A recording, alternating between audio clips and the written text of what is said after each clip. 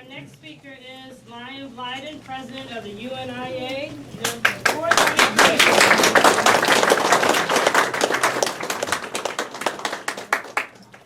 Hello, everybody.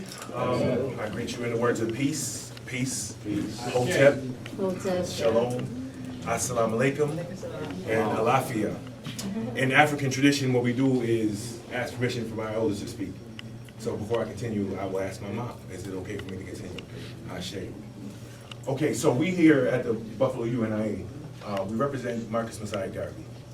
If you know anything about his history and the colors of this flag, it's all about unification.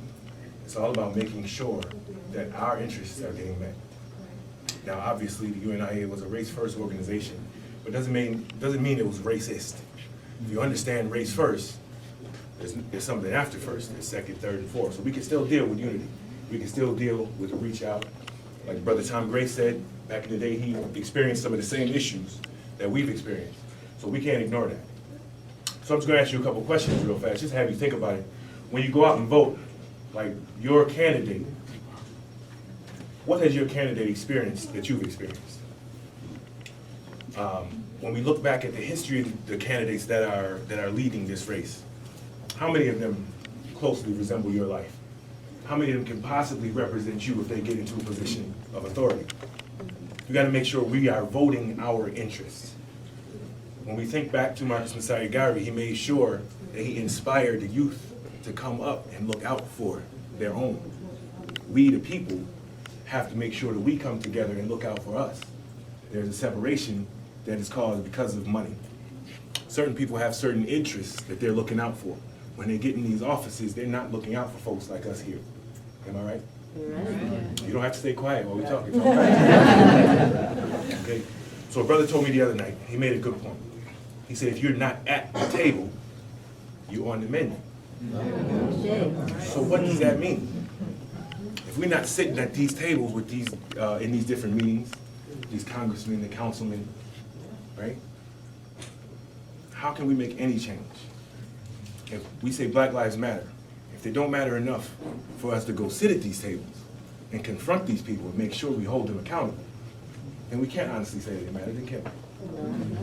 So we have to make sure that every single thing that we do in our lives, if we quote Dr. John Henry Clark, the ancestor, he tells us that every single thing that touches our life, whether it be social, economic, religious, or political, has to be an instrument for our liberation. Now, all of it's in the same room. We are in a certain situation together.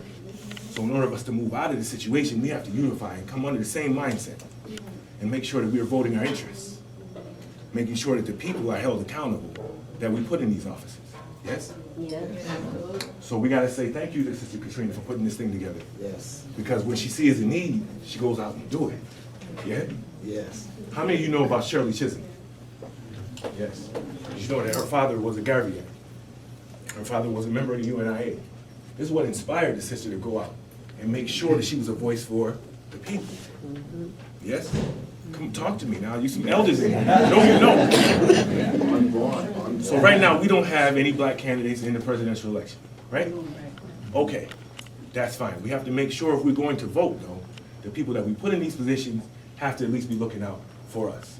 Correct? And then from this moment on, from right now, we have to make sure that we put people in positions to get up to that for the next election. Ashe? Okay, so before I close, I just wanted to say that just a little bit about the organization. We are the UNIA. We are here representing Africans here in America. We are our own government. That's why we are not necessarily representing either candidate. However, we want to make sure that us as black people and those that support black interests are focusing on the issues. Make sure you educate yourself as far as what these candidates are about the political process. Some of us don't even know. We want the young people to come vote. But come on, get out and vote. They don't know what they're doing. And then there's people out in the world that's telling them their voting means nothing. So how are we combating that? So not only do we have to get out on the campaign trail and hit the street, we have to get out there to educate. We gotta be doing this year round, 4 years round. We gotta make sure that the young people know what to do. How do we wait till the presidential election to tell them what to do? They should be studying this from school. This should be second-grade work. So let's focus on that in the upcoming years. Ashe?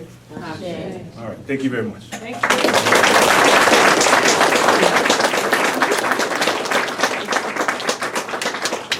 Our next speaker is Alberto Capas of the Puerto Rican Committee for Community Justice.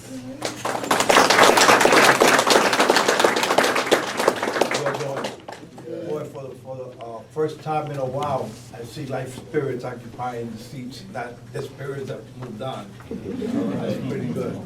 It gives me a lot of energy to see so live people. Anyway, before I get started, I want to read my points and what I'm going to talk about, because my mind has a habit of running to the left, to the right, and so you have to control it. Before I read this, I just want to say that, and I'll be honest, that I have never been emotionally attached to candidates. I'm more attached to myself when I look in the mirror, and then I can make decisions. But I am voting for Bernie Sanders, and I think we need to vote for him, especially blacks and Latinos.